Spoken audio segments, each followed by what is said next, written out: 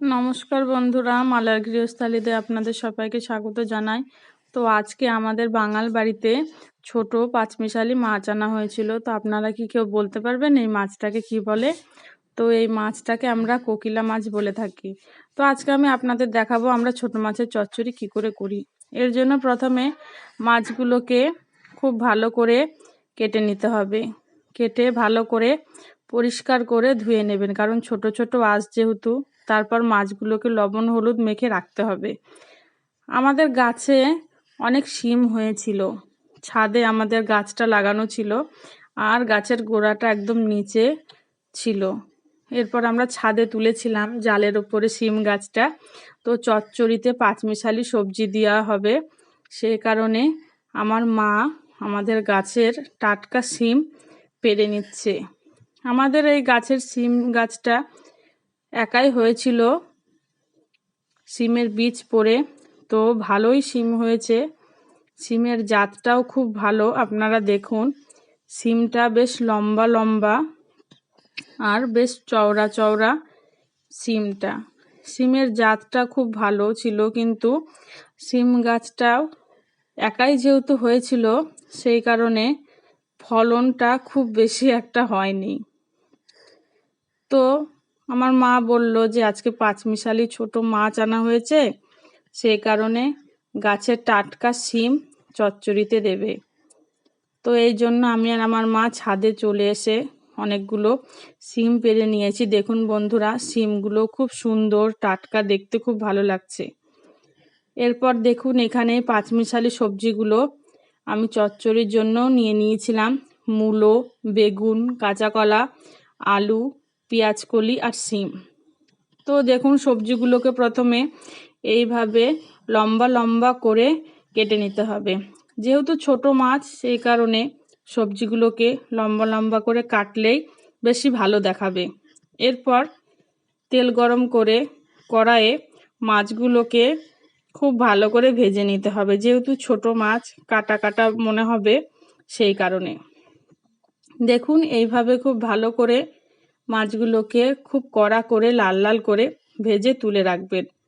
এরপর প্রথমে তেলে দিয়ে দিতে হবে গোটা জিরে ফোড়ন, তারপর দিয়ে দেবেন চেরা কাঁচা লঙ্কা। আপনারা যেমন ঝাল খাবেন তেমন দেবেন। এরপর কুচিয়ে রাখা সবজিগুলোকে তেলের ওপরে এক এক করে দিয়ে দিতে হবে। এখানে বলে রাখছি, কিছু কিছু সবজি যেমন কাঁচা কলা, বেগুনটা একটু পরেই আপনারা দেবেন। দেখুন আমিও একটু পরে কাঁচা কলা, পটল, বেগুনটা একটু পরেই আমি দিচ্ছি, কারণ কাঁচা কলা দিলে প্রথমেই তেলগুলো সম্পূর্ণ টেনে নেবে কলার কষে, সেই কারণে একটু পরে আপনারা দেবেন। এরপরে আপনারা যেরকম স্বাদ খান সেই রকম স্বাদ মতন লবণ সবজিগুলোতে দিয়ে দিতে হবে, আর হলুদ দিয়ে দিতে হবে। তারপরে খুব ভালোভাবে সবজিগুলোকে আপনারা ভেজে নেবেন। ভাজা হয়ে গেলে পরে মাছগুলো যে ভেজে তুলে রাখা ছিল, সেই মাছগুলোকে এইভাবে সবজির ওপর দিয়ে ছড়িয়ে দিতে হবে। আপনারাও এইভাবেই ভেজে রেখে মাছগুলোকে ওপর দিয়ে ছড়িয়ে দেবেন। তারপর এখানে আমি চচ্চড়ির জন্য মশলা করে নিচ্ছি। কাঠখোলায় জিরে ভেজে নিচ্ছি। আপনারাও গোটা জিরে এভাবে কাঠখোলায় ভেজে নেবেন।